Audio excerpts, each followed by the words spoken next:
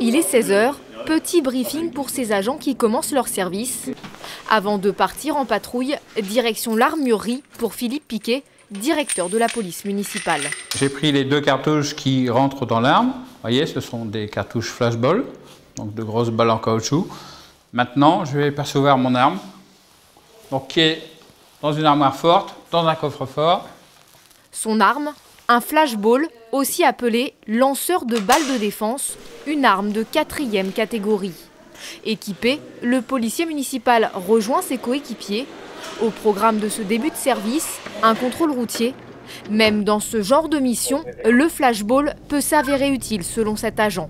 Quand on arrête un véhicule, on sait par définition pas qui se trouve à l'intérieur, ni s'ils ont ou fait quelque chose de répréhensible, ou s'ils ont l'intention de commettre quelque chose de répréhensible.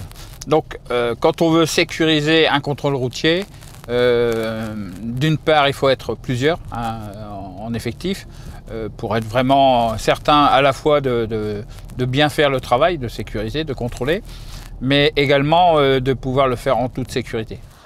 Alors voici le second équipage. La patrouille de Philippe est assistée d'une deuxième. Tous ne sont pas armés. Depuis 2 mois, ils sont 5 sur une 50aine d'agents habilités à porter le flashball. Le port de l'arme, avant tout un gage de sécurité pour ces agents en uniforme, mais aussi, selon le policier municipal, un outil de dissuasion. L'arme est toujours visible. Depuis le début, je ne sais pas si vous avez remarqué, je n'ai jamais dissimulé l'arme. L'arme est toujours visible, c'est la partie dissuasive. Et cette partie dissuasive, c'est notre force. Et ça, c'est fait exprès? C'est fait exprès, voilà. On montre la force pour ne pas avoir à s'en servir. La police municipale d'Argenteuil est la première du Val d'Oise à être armée. La prochaine, certainement celle d'Éragny. Le préfet vient de donner son accord de principe pour le port de taser.